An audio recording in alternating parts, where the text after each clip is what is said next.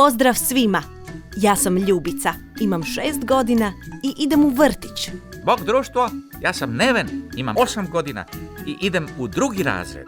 Dobrodošli u zelenu priču o našem dragom gradu Zagrebu. Pitate se zašto zelenu priču? Neven i ja smo mali čuvari okoliša. To znači da smo pomoćnici prirode. Djeco, znate li vi što je to okoliš? A ti, Nevene, znaš li ti? Pa okoliš je sve ono što nas okružuje. Mi tu živimo kao i biljke i životinje. Za okoliš se trebamo brinuti i čuvati ga. Pokazat ćemo vam kako i vi možete pomoći našem gradu da bude još ljepši, čišći i zeleniji. Znate li da okoliš čine zrak, rijeke, jezera, potoci, šume, livade?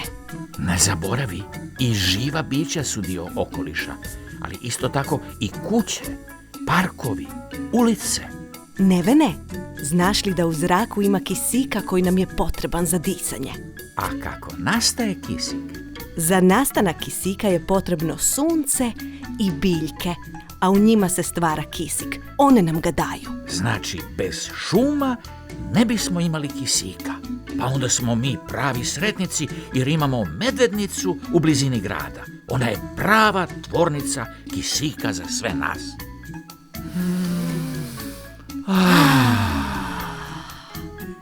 Tako je, ali postoji puno toga što onečišćuje zrak. To su automobili, motori, kamioni.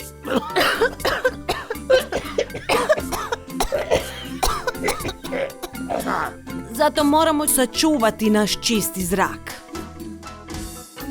Da bi Zagreb bio čist, moramo paziti gdje i kako odlažemo otpad. A zašto otpad treba odlagati u kontejnere? Zato što čuvamo prirodu i gradski okoliš. A pojedini otpad možemo i ponovno upotrijebiti ili reciklirati. A gdje se sve može odložiti otpad? U kante za otpad, a ono što se može reciklirati možemo odložiti u reciklažna dvorišta ili u kontejnere za papir, staklo, baterije, plastiku, limenke i tekstil. Svaki kontejner je drugačije boje. Plavi je za papir, zeleni za staklo, žuti za plastiku, sivi za limenke, crveni za baterije.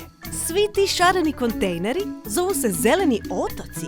Tako je, i oni se nalaze na ulici. I ti možeš pomoći. Reci mami i tati da razvrstavaju otpad i odlažu ga u kontejnere ili reciklažna dvorišta. Otpad ne ostavljamo u prirodi, nego ga stavimo u vrećicu i bacimo u kantu kad se vratimo u grad. Neodgovorno je bacati smeće po livadama. Od plastičnih boca možemo napraviti teglice za cvijeće ili hranilice za ptičice.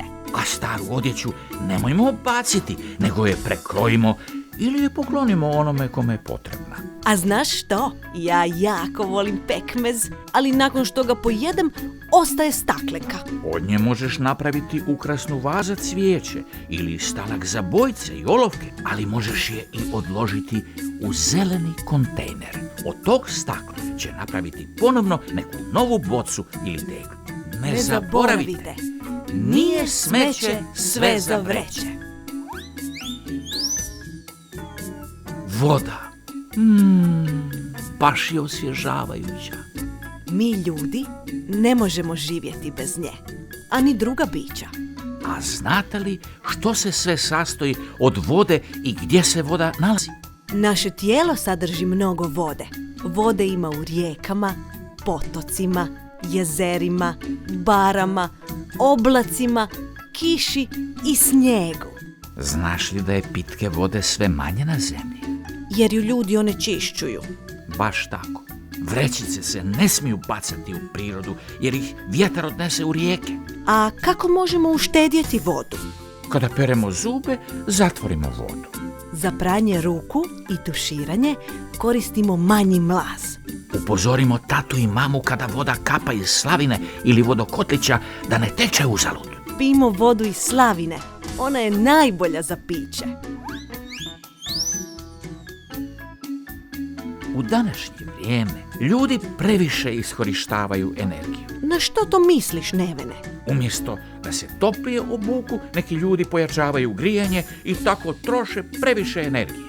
A što kad mi je vruće? Ne trebaš uvijek uključivati klima uređaj.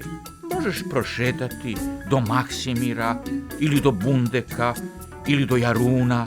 U šumi je ljeti uvijek ugodno. Tata me vozi u vrtić s autom. Svugdje ide autom. Možda bi trebao promijeniti tu naviku.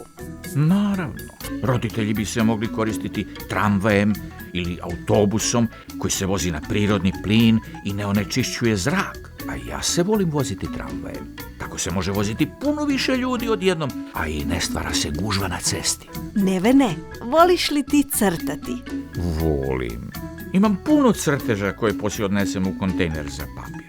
Papir se proizvodi od drveća i štedeći papir čuvamo naše šume. Od starog papira se pravi novi papir i onda nije potrebno sjeći novo drveće. Znam da trebamo čuvati naše šume, ali kad dođe Božić, volimo okititi bor. Za Božić možemo kupiti bor u posudi. Njega možemo nakon Božića posaditi u vrt. Ako nemamo svoj, možemo ga darovati nekome tko ima vrt. Znaš, ja ti imam puno igračaka na baterije. A što s baterijama kad se potroše? Bilo bi dobro da koristimo baterije koje se mogu puniti i koje možemo koristiti duže vrijeme. Tako ćemo nabiti manje otpada. A kad idemo u trgovinu, trebamo ponijeti platnene vrećice. One su čvrste i možemo ih koristiti puno puta. Na putu do trgovine postoje i mljekomati. Tu možemo našu staklenu bocu napuniti mlijekom i iznova je koristiti. Odlično! Eto, mnogo toga smo naučili i za kraj ćemo vam nešto reći. Ne budi lijen i potrudi se da Zagreb ostane zelen.